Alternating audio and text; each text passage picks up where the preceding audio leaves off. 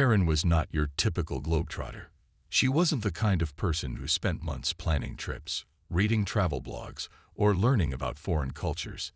Instead, she was more of a spur-of-the-moment traveler, someone who booked flights on a whim and figured things out as she went along. This time, her destination was London, a city she had dreamed of visiting since she was a little girl. Growing up in a quiet, small town in America, Karen had always been fascinated by the idea of royalty. She'd watched countless movies about kings, queens, and grand palaces, imagining what it would feel like to stand in front of such history. The trip was her first solo adventure, and while she was excited, she couldn't shake off a sense of nervousness. Navigating an unfamiliar country, dealing with different accents, and figuring out public transportation were all new challenges for her. But nothing could dampen her enthusiasm, especially when she finally stepped out of the taxi near Buckingham Palace. The iconic building stood tall and majestic, its golden gates gleaming under the soft morning sunlight. Tourists milled around, snapping pictures, chatting excitedly, and trying to capture every detail of the palace on their phones. Karen joined the crowd, her camera slung around her neck, feeling both awe and a pinch of intimidation. As she moved closer to the gates, her attention shifted to the royal guards stationed nearby. They stood perfectly still, dressed in their striking red tunics and towering bearskin hats. To Karen, they looked almost unreal, like characters straight out of a storybook. Their stoic expressions and rigid postures made them seem untouchable, as if they weren't even human but statues placed there for decoration. She noticed how some tourists interacted with the guards. A young man playfully waved his hand inches away from one guard's face, hoping to get a reaction. When nothing happened, he laughed and walked away, clearly amused. Nearby, a family posed for a photo, with one child pretending to march alongside the guard. Even that didn't break the soldier's composure. Another incident caught Karen's eye. A toddler accidentally tripped and bumped into a different guard. The guard simply stood there, unfazed, without so much as blinking. All of this reinforced Karen's impression that these men weren't real security personnel. To her, they seemed like part of the tourist attraction itself, existing solely to add charm to the palace experience. After all, why else would they tolerate such behavior without reacting? Her curiosity began to grow. Were they really forbidden from moving no matter what happened? Was this just a performance designed to entertain visitors? The question swirled in her mind, and before she realized it, she found herself inching closer to one of the guards, her pulse quickening with a mix of excitement and mischief. Little did Karen know, her innocent curiosity was about to spiral into something far bigger and far more regrettable than she could have ever imagined. As Karen stood there, observing the scene around her, she couldn't help but notice how casual everyone seemed. The tourists weren't treating the guards with the kind of respect you'd expect for people who were essentially protecting one of the most famous landmarks in the world. Instead, they acted like the guards were part of the show, a living exhibit meant to entertain. Some visitors laughed as they tried to get creative poses for their photos, while others whispered jokes about how fake the guards looked. Karen watched a group of teenagers approach one of the soldiers, poking fun at his stiff posture. One boy even mimicked the guard's stance, standing ramrod straight with an exaggerated blank expression on his face. His friends burst into giggles, and soon enough, other tourists nearby joined in, pointing and laughing. The guard didn't move a muscle, not even when someone playfully waved a handkerchief near his face or when another person pretended to whisper secrets into his ear. It was eerie, almost surreal, to see someone remain so completely motionless despite all the chaos unfolding around them.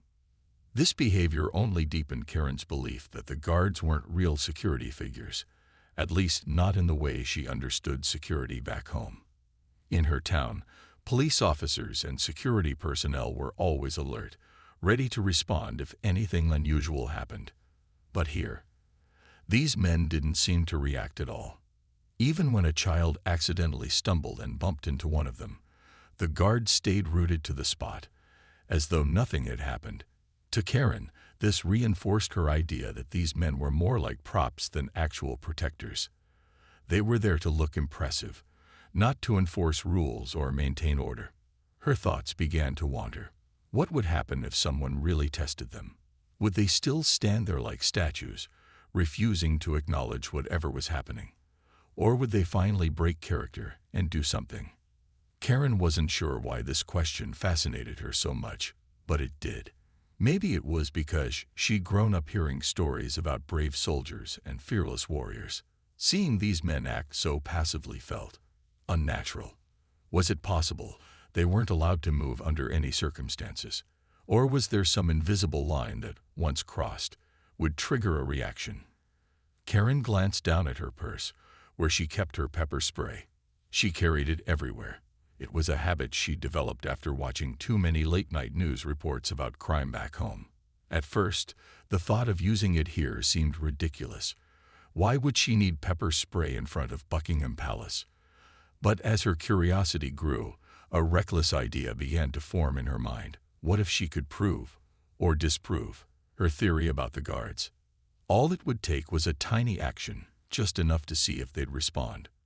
The more she thought about it, the more tempting the idea became. After all, what harm could come from testing the waters? The worst-case scenario, she reasoned, was that nothing would happen, and she'd walk away feeling silly for overthinking things. But deep down, a small voice of doubt nagged at her. Something about the situation felt off, like she was missing an important piece of the puzzle. Still, Karen brushed it aside. She told herself that this was harmless curiosity, nothing more. Little did she know, her next decision would change everything. For her, and for the unsuspecting guard standing just a few feet away. Karen's mind was racing, though her outward appearance remained calm. She stood there, clutching her purse tightly, the weight of the pepper spray inside suddenly feeling heavier than usual. Her thoughts were a tangled mess of curiosity, doubt, and excitement. On one hand, she knew that what she was considering wasn't exactly right. Spraying someone, even as a test, wasn't something she'd ever imagined herself doing. But on the other hand, her desire to understand the situation outweighed her hesitation. She kept telling herself that it was just a harmless experiment, a way to satisfy her curiosity. It's not like I'm trying to hurt anyone, she thought. I just want to see if they'll react. The guard in front of her seemed oblivious to her internal struggle. He stood perfectly still, his gaze fixed straight ahead, as though nothing around him existed. Tourists continued to laugh and take pictures nearby, completely unaware of the storm brewing in Karen's mind. To them, she was just another visitor admiring the palace and its iconic guards. No one could have guessed the reckless idea forming in her head. Karen glanced around cautiously, almost instinctively checking to see if anyone was paying attention to her. The crowd was loud and chaotic, with people chatting animatedly and snapping photos. No one was looking at her. This gave her a strange sense of anonymity, as if she were invisible in the sea of tourists. It made her feel bolder, more confident. If no one noticed, then maybe it wouldn't be such a big deal. Maybe she could get away with it. Her fingers fumbled inside her purse until they found the small canister of pepper spray. She pulled it out slowly, hiding it behind her back so no one could see. Her heart was pounding now, each beat echoing in her ears like a drum roll before a performance. She tried to steady her breathing, reminding herself that this was just a quick test. One little spritz, and she'd know for sure whether the guards were truly as unresponsive as they appeared. But even as she convinced herself that this was harmless, a flicker of unease crept into her mind. What if the guard did react? What if he didn't stay still like she expected? Karen quickly pushed those thoughts aside. He won't move, she told herself firmly. They're trained to ignore distractions. That's their job. She repeated this over and over, trying to silence the tiny voice of doubt whispering that she might be making a huge mistake. As she stepped closer to the guard, her movements slow and deliberate, she felt a strange mix of adrenaline and guilt. The rational part of her brain screamed that this was wrong, but the impulsive side, The side that had always acted first and thought later was in control now. She raised the pepper spray slightly, angling it toward the guard's face. Her hands trembled, partly from nerves and partly from the weight of what she was about to do. For a brief moment, she hesitated. This was her last chance to stop, to put the pepper spray back in her purse and walk away. But instead of listening to her better judgment, Karen took a deep breath and tightened her grip on the canister. In her mind, she justified her actions one final time. It's just a test. Nothing bad is going to happen. With that thought, she pressed the trigger. The sharp hiss of the spray filled the air, breaking through the cheerful hum of the crowd. For a split second, everything seemed frozen in time. The laughter stopped, the cameras lowered, and the world around Karen went eerily quiet. Then, chaos erupted. The guard, who had been standing motionless just moments ago, sprang into action with a speed that shocked her. His disciplined demeanor vanished, replaced by a fierce intensity that sent chills down her spine. And in that instant, Karen realized she had made a terrible, irreversible mistake. The moment the pepper spray left the canister, Karen's world seemed to shift into slow motion. The sharp hiss of the spray cut through the air like a warning siren, loud and unmistakable. For a split second, everything around her froze. The chatter of tourists, the clicking of cameras, even the rustling of leaves in the breeze. All of it stopped as though the entire scene had been paused. Then chaos erupted. The guard, who had been standing so still just moments before, moved with a speed that startled Karen. His once stoic expression transformed into one of sharp focus and authority. In an instant, he closed the distance between them, his movements precise and controlled. Before Karen could even process what was happening, he grabbed her wrist firmly, stopping her from spraying again. His grip wasn't violent, but it was strong enough to make her drop the canister, which clattered to the ground with a metallic ping.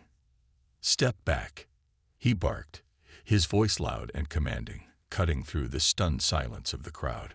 The words were sharp, leaving no room for argument. Karen felt her heart leap into her throat as adrenaline surged through her body. She hadn't expected this, not at all. Her mind raced, trying to make sense of the situation, but all she could manage was a shaky stammer. I'm sorry. I didn't mean." But the guard wasn't listening. Other guards nearby sprang into action, rushing over to form a protective barrier around their colleague. Their disciplined formation was impressive, almost intimidating, as they surrounded Karen and the affected guard. One of them shouted into a radio, calling for backup, while another scanned the area, ensuring there were no further threats. The once calm atmosphere near the palace gates turned tense and chaotic. Tourists who had been laughing and taking pictures moments earlier now scattered in panic. Some ran toward the edges of the courtyard, clutching their bags and children tightly. Others stood frozen, staring wide-eyed at the unfolding scene, unsure of what to do. A few people began recording videos on their phones, capturing every detail of the commotion. The cheerful energy that had filled the space just minutes ago was replaced by fear and confusion. Karen, meanwhile, felt completely overwhelmed, her face flushed with embarrassment and guilt as she realized the magnitude of what she had done. She wanted to explain herself, to tell the guard that it had all been a misunderstanding, but the words caught in her throat. Instead, she stood there, trembling, her eyes darting between the angry expressions of the guards and the shocked faces of the onlookers. Tears welled up in her eyes, blurring her vision, but she blinked them away, unwilling to let herself break down, at least not yet. The guard holding her wrist finally loosened his grip slightly, though he didn't let go entirely. He leaned closer, his voice low but firm. "Do you have any idea what you've just done?" he asked, his tone icy. Karen shook her head, unable to speak. She felt like a child being scolded, small and insignificant under his piercing gaze. Behind him, more guards arrived, along with uniformed officers who quickly took charge of the situation. One of the officers knelt to pick up the pepper spray canister, examining it carefully before slipping it into a plastic bag. Another officer began questioning Karen, asking for her name, where she was from, and why she had attacked the guard. The questions came fast and sharp, each one making her feel smaller and more foolish. She tried to answer honestly, her voice barely above a whisper. I thought he wouldn't react. I didn't mean to hurt anyone. I just wanted to see. Her explanation sounded weak, even to her own ears. How could she possibly justify her actions when they seemed so reckless and thoughtless? The officers exchanged glances, their expressions unreadable. Meanwhile, the affected guard was being led away by his colleagues, his face red and irritated from the spray. Though he maintained his composure, it was clear that he was in discomfort, blinking rapidly and rubbing his eyes. As the reality of the situation sank in, Karen felt a wave of nausea wash over her. This wasn't how her trip to London was supposed to go. She had come here to experience history, to marvel at the beauty of Buckingham Palace, and to create memories she'd cherish forever. Instead, she had become the center of a scandal, a spectacle for strangers to gawk at and gossip about. And worst of all, she had caused harm to someone who was simply doing their job. The weight of her mistake pressed down on her chest, making it hard to breathe. As the officers continued their questioning, Karen felt like she was drowning in a sea of regret. Her mind replayed the incident over and over again, each replay more painful than the last. She couldn't believe how quickly everything had spiraled out of control. One moment, she was standing there, curious and full of reckless confidence, and the next, she was at the center of a scene that looked like it belonged in a movie, not her real life. The guard's irritated face, the chaos among the tourists, and the stern voices of the officers all swirled together in her head, creating a storm of guilt and shame. Karen's hands trembled as she answered their questions, her voice barely audible. I didn't mean to hurt anyone, she repeated, almost pleadingly, as if saying it enough times would somehow undo what had happened.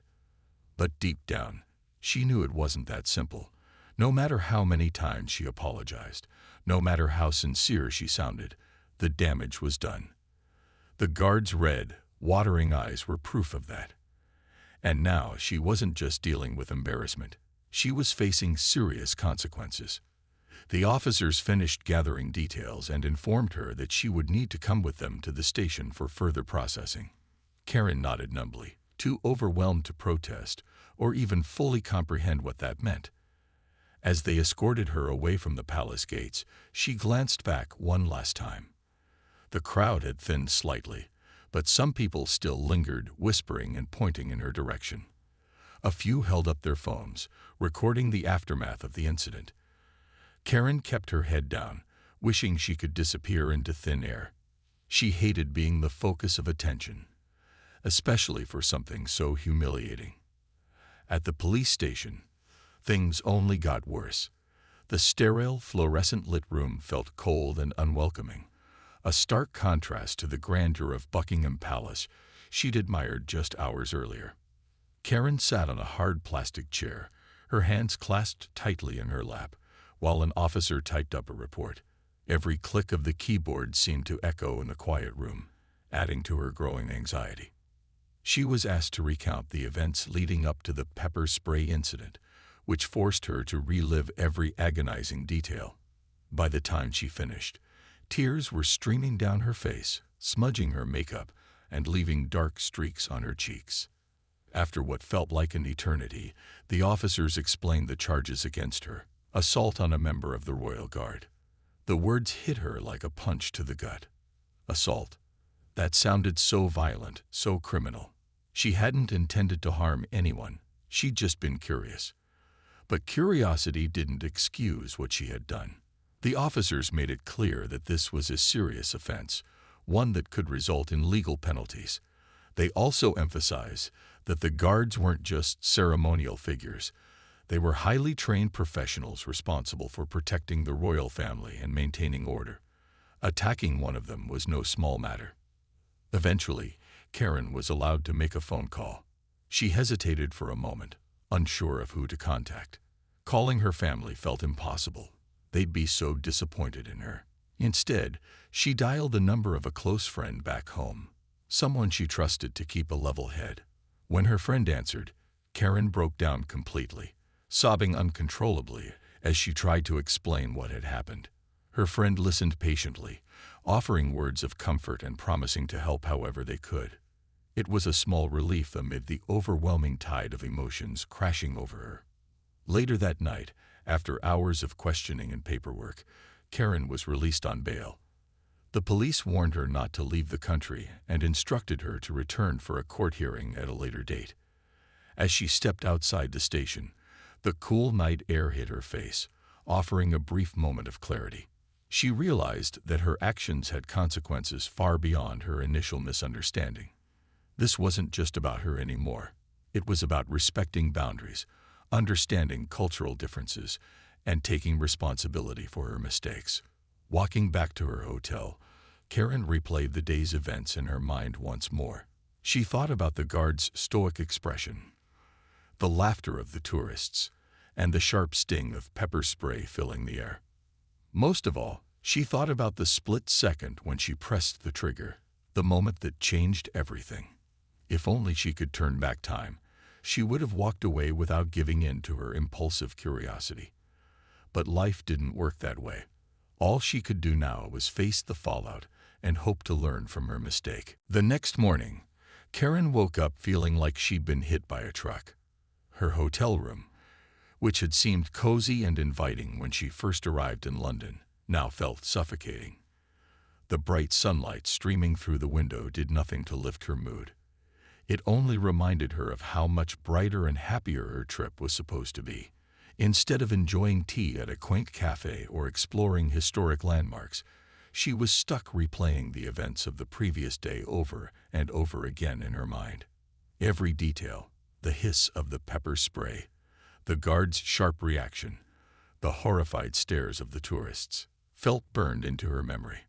Karen knew she couldn't just sit there and wallow in self-pity. She had made a terrible mistake, but she also believed that mistakes could be opportunities for growth, if you handled them the right way.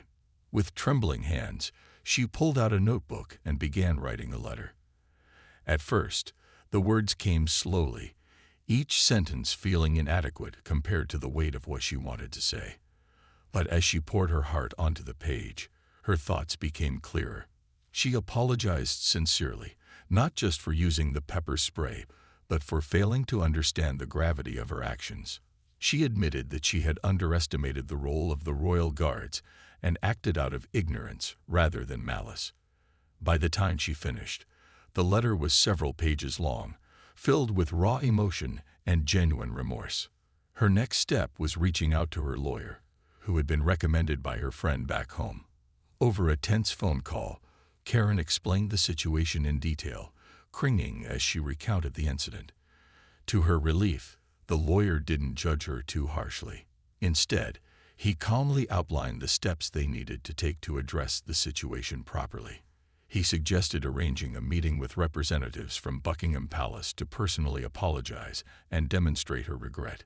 It wouldn't erase what had happened, but it might help show that she was taking responsibility for her actions. A few days later, Karen found herself sitting in a modest conference room inside a building near the palace. Across from her were two representatives, a man in a tailored suit and a woman wearing a warm but professional smile.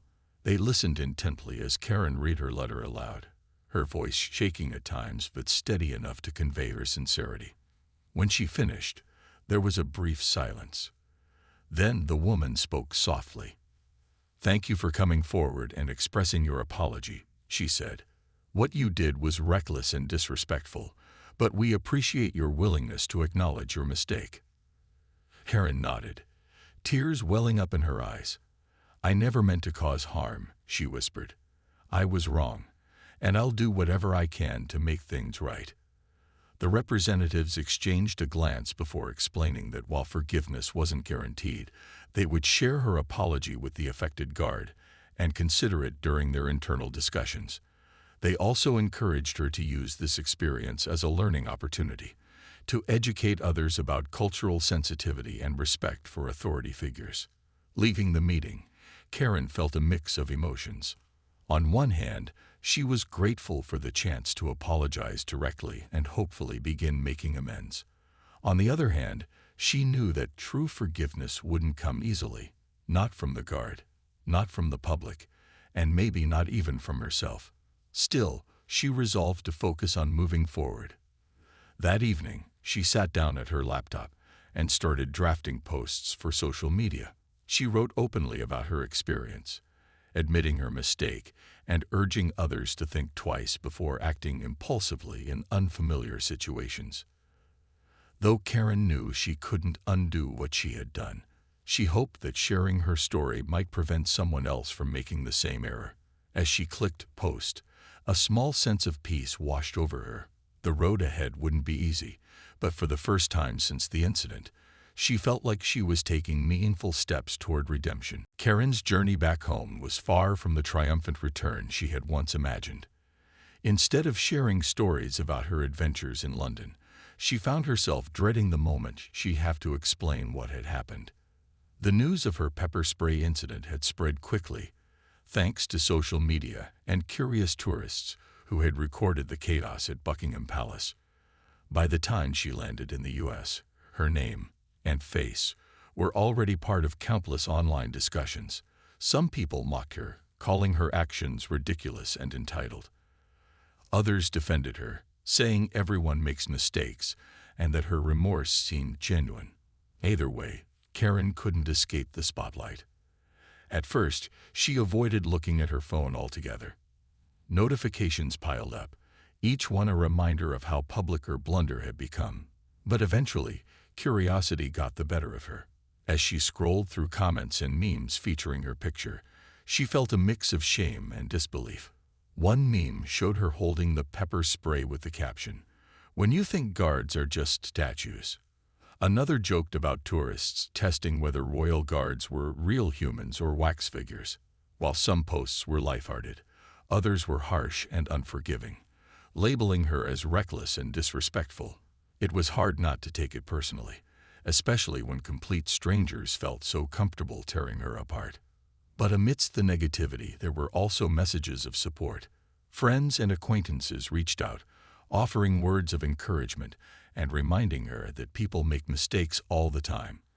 What mattered most was how she chose to move forward. Inspired by these kind gestures, Karen decided to channel her embarrassment into something positive. She began volunteering with organizations focused on promoting responsible travel and cultural awareness. Her goal was simple: to help others avoid the same pitfalls she had fallen into.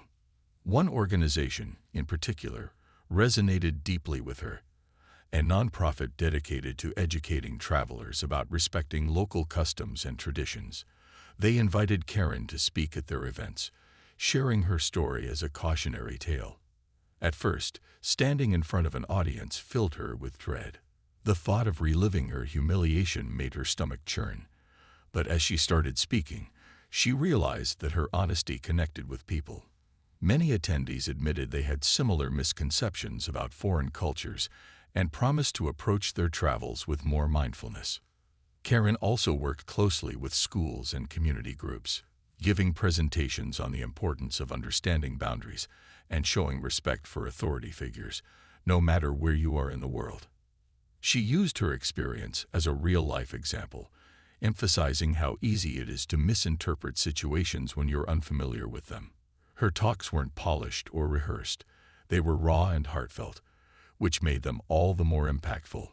People appreciated her vulnerability and willingness to own up to her mistakes.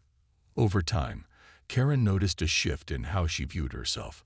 Though she still cringed whenever someone mentioned her infamous pepper spray incident, she began to see it as a turning point rather than a defining moment. It had forced her to confront her own ignorance and grow in ways she never expected. She even started writing articles for travel blogs, sharing tips on how to navigate new environments respectfully and responsibly. Her pieces gained traction, earning praise from readers who appreciated her practical advice and candid storytelling. The legal process dragged on for months, adding another layer of stress to her life. In court, Karen pleaded guilty to the charges against her and expressed her sincere regret. The judge acknowledged her efforts to make amends but still imposed a fine and required her to complete community service hours. While the punishment was fair, Karen knew the true cost of her actions went beyond money or volunteer work. It was the lesson she carried with her every day. By the time everything settled down, Karen had transformed in ways she never anticipated. She wasn't the same impulsive woman who had boarded a plane to London without much thought about cultural differences. Now she was someone who understood the value of slowing down, asking questions, and thinking before acting. And while her name would always be tied to that embarrassing moment outside Buckingham Palace, she vowed to let it serve as a reminder, not just for herself, but for anyone willing to listen, that growth often comes from our biggest mistakes. Karen's life after the incident was far from perfect, but it was undeniably different. And in many ways, better. The lessons she had learned weren't easy ones, but they stuck with her like glue. Every decision she made now came with a moment of pause, a habit she had developed to ensure she wasn't acting on impulse again. Whether it was crossing the street or deciding what to say during a conversation, she found herself asking one simple question: what if I'm wrong? It became her guiding principle, a way to avoid repeating the same mistakes that had led to her infamous day at Buckingham Palace. Her newfound perspective didn't just change how she traveled, it changed how she lived. Before the trip, Karen had been someone who went through life without giving much thought to consequences. She'd always believed in living in the moment, but now she understood that moments could have lasting impacts. That realization pushed her to be more mindful, not just of her actions, but also of their ripple effects on others. She started small, like apologizing sincerely when she accidentally cut someone off in line or taking time to research cultural norms before visiting new places. These might seem like minor changes, but they added up, helping her become a more thoughtful and considerate person. The public reaction to her story eventually began to soften. While some people continued to joke about her pepper spray incident, others started seeing her as a symbol of accountability. Social media posts shifted from mocking memes to discussions about learning from mistakes. Travel bloggers and influencers even referenced her experience in their content, using it as an example of why respecting boundaries is crucial when exploring unfamiliar cultures. Karen couldn't believe that something so embarrassing had turned into a teachable moment for others. It wasn't exactly the legacy she had envisioned for herself, but she embraced it as part of her journey. One of the most rewarding aspects of her transformation was reconnecting with the organizations she had worked with. The nonprofit focused on responsible travel invited her back regularly to speak at workshops and conferences.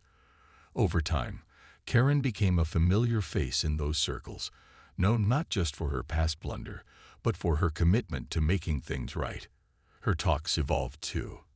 Instead of simply recounting her mistake, she shared practical advice and strategies for navigating cultural differences. Audiences loved her authenticity, often approaching her afterward to thank her for opening their eyes to blind spots they hadn't realized they had. Back home, Karen's friends and family noticed the difference in her as well. She was calmer, more reflective, and genuinely interested in understanding other people's perspectives. Her once impulsive nature gave way to patience and empathy, qualities that strengthened her relationships. Even her parents, who had initially been mortified by the news of her arrest, grew proud of how she handled the aftermath. They saw her determination to turn a negative experience into something positive and supported her every step of the way. As months turned into years, Karen occasionally allowed herself to revisit memories of that fateful trip to London, not with shame, but with gratitude. Without realizing it, that single reckless act had set her on a path toward self-improvement and purpose. Though she would never forget the guard's irritated expression or the chaos that followed, she chose to focus on the silver linings, the friendships she forged, the lessons she learned, and the impact she made by sharing her story. In the end, Karen's tale became less about the pepper spray incident itself and more about resilience. Life had thrown her an unexpected curveball, and instead of letting it knock her down completely, She used it as fuel to grow stronger.